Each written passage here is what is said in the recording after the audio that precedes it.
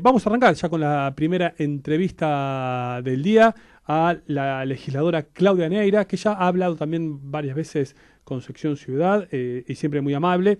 ¿Qué tal, Claudia? Daniel Rodiguero te saluda. ¿Qué tal, Daniel? ¿Cómo estás? Bien, bien, bueno, muy bien. Gracias una vez más por participar en Sección Ciudad. Claudia, te quería preguntar, sé que has tenido algunos puntos de reparos y distintos con respecto a cómo la ciudad está manejando el espacio público. ¿Cómo lo está manejando la ciudad y cuál es tu punto de vista? Mira, nosotros desde la presidencia de la Comisión de Espacio Público tuvimos desde el primer día una actitud no solo proactiva, sino también constructiva. Hemos propuesto más de 8 o 10 proyectos con distintas propuestas y hemos tratado de estar en permanente diálogo e intercambio con el Ministerio. Compartimos algunas miradas y somos críticos de otras. Nosotros creemos que hay algunas de las medidas que ha tomado el gobierno de la ciudad que están bien tomadas y otras que en realidad no funcionan o tienen fallas por no ser parte de algo que nosotros creemos que es esencial, que es tener un plan integral, que creo que es un común denominador de las carencias o de las fallas del gobierno de Larreta, la falta de tener una planificación. Hay acciones espasmódicas, reactivas, muchas veces en el caso del espacio público, con una inclinación que uno puede compartir. Para dar un ejemplo, por ejemplo, lo que son las demarcaciones, las señalizaciones y demás. Nosotros venimos pidiendo un plan de urbanismo táctico basado en señalizar, en demarcar, pero eso tiene que ser parte de un plan integral que tenga un diagnóstico real, serio, que incluya diferentes usos del espacio público. Nosotros vemos, por ejemplo, que todas las últimas intervenciones han estado focalizadas muy especialmente a todo el sector gastronómico, que está bien porque es un sector que necesita y que hay que apuntalar. Pero también tenemos que tener otras acciones en el espacio público que incluso ayudarían al sector gastronómico a ordenarse mejor y no haber tenido algunas de las dificultades que tuvieron, ¿Y ¿no? qué, y Por qué es lo que ejemplo, proponen ustedes tener con...? calles cortadas para los niños y niñas, Sí. tener calles cortadas para los adolescentes con actividades, que hoy tienen permitidas las reuniones hasta 10 personas, pero no saben a dónde ir, y entonces de golpe van a la plaza, que está rodeada de bares, que tiene takeaway, y donde se superponen todos los usos y se junta toda la gente. Y eso tiene que ver con una mirada de ciudad, donde en realidad lo que nosotros queremos es que hay que tener una ciudad más de cercanía, donde la gente pueda diversificar sus actividades y no ir todos al mismo lugar, amontonarnos, menos en un momento de pandemia, pero tampoco como modelo de ciudad ni como planificación de una ciudad más vivible. Pero en este plan integral que ustedes proponen, ¿cuáles son los tópicos más importantes? Bien, en primer lugar, nosotros tenemos que pensar, tomar algunas acciones como las que están tomando algunos países. Un caso paradigmático es París, en Francia, que nosotros incluso hicimos una charla con Carlos Moreno, que es el creador de la idea de la ciudad de los 15 minutos, la hicimos conjuntamente con la ministra, y me parece que hay ciudades que están tomando esta experiencia de la pandemia para acelerar procesos que eran necesarios, que es replantear el modelo urbano, para tener ciudades más vivibles. ¿Y cómo es esto? Y bueno, en principio es, como regla general, menos automóvil y más peatonalización, más bicicletas, pero cuando decimos más bicicletas, con planificación, con diagnóstico, con la posibilidad de que no se superpongan y terminen siendo un riesgo en la calle. Nosotros decimos que lo que tiene que ver con el comercio tiene que tener una mirada distinta, la gente no tiene que trasladarse. Nosotros los porteños estamos acostumbrados a que tenemos poca vida en nuestro barrio. En general trabajamos en un barrio, vamos a hacer las compras a otro y vamos al shopping a otro y nuestros amigos están, y todo está en cada punta de la ciudad.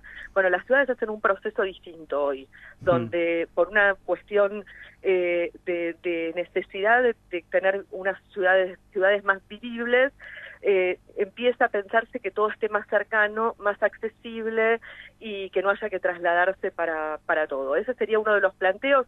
Nosotros también pensamos que todo este proceso, que es un proceso complejo en todas las ciudades del mundo, tiene que ser con expertos en urbanismo, en ambiente, en transporte. Madrid, por ejemplo, vino a la comisión y tuvimos una charla muy interesante por Zoom con Schiaga. Tiene un comité de expertos que le hace un acompañamiento a la alcaldesa para poder desarrollar un montón de medidas que no es simplemente ir, tomar una calle, cortarla e intervenirla, que necesitas tener un diagnóstico un trabajo con los vecinos, un diagnóstico de las problemáticas del barrio. Va mucho más allá, y también el rol de los comuneros, que tiene que ser clave en todo esto. Ahora, pero para ir a cosas concretas de lo que está diciendo, que resulta interesante, cuando hablas de peatonalización, es, por ejemplo, que haya peatonales en los barrios, que hoy no hay. Hoy las peatonales están en Reconquista, Florida y un par más, o San Martín, pero... Cuando hablamos de peatonalización, primero, no necesariamente las peatonalizaciones son de las calles completas, sino que a veces son parciales. Y en segundo lugar, tampoco quiere decir que sea en horario completo, sino que a veces también pueden ser en horarios parciales. Lo que nosotros decimos es que en una ciudad como Buenos Aires, que tiene un déficit de espacio verde y de espacio público fenomenal, acompañado por un proceso del gobierno de Macri después de Larreta, que en lugar de cumplir con las metas que había en relación con tener mayor cantidad de metros de espacio público por habitante, y sobre todo más equitativo, porque vos tenés barrios que tienen un vecino se tiene que trasladar muchísimo para poder acceder a un espacio verde, y otros barrios que tienen una cantidad importante de espacios verdes. E incluso barrios como la Comuna 8, Lugano, por ejemplo, que tienen buenos parques, a veces no es solo la cercanía, es la seguridad, es la accesibilidad, es que una persona que está dentro de un barrio, de golpe, por más que tenga 5 cuadras, el parque indoamericano tiene una cantidad enorme de otros obstáculos. Entonces, lo que nosotros decimos es tenemos que trabajar para una mayor equidad en el acceso al espacio público. No habiendo espacios verdes suficientes, en pandemia sobre todo, quizás lo que hay que hacer es lo que están haciendo otras ciudades, que en algún caso está haciendo el gobierno de la ciudad, pero que hay que hacerlo más intensamente y más ordenadamente y más planificadamente, que es ganar algunos espacios públicos en algunos horarios, por ejemplo, como decíamos hace un rato, para que ordenadamente puedan tener actividades los adolescentes, simplemente de reuniones, de actividades lúdicas, o los niños y las niñas, que de golpe tienen un parque muy lejos y que no tienen dónde reunirse hoy, donde el único lugar donde está permitido reunirse es en el espacio público, ¿no? ¿Es lo que propones es para los momentos de aislamiento como actuales, o podrían ser más allá del aislamiento? Yo creo que hoy hay acciones que hay que tomar por la pandemia, pero que en paralelo hay que pensar un nuevo modelo de ciudad, estoy segura, y que ese modelo de ciudad es una ciudad de mayor cercanía, con mayor nivel de actividad hacia adentro de los barrios, en esta idea de que si vos, por ejemplo, incentivás el comercio barrial, lo que te va a pasar es que más vecinos van a trabajar cerca de su casa, con lo cual también eso genera una ciudad más ordenada, porque menos gente se traslada en transporte público, menos gente saca su automóvil.